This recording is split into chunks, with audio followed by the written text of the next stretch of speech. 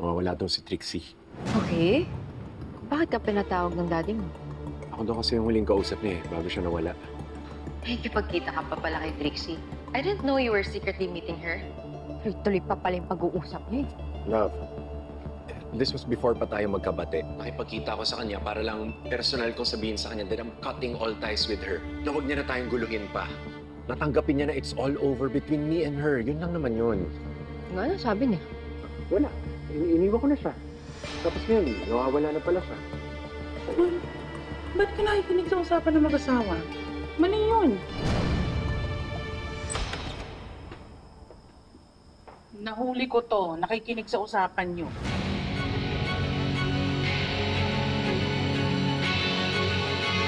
Ito ba nakikinig ka sa usapan namin mag-asawa? Ate, kuya, sorry ah. Narinig ko kasi na nawawala daw si Trixie. Na-curious lang naman ako eh.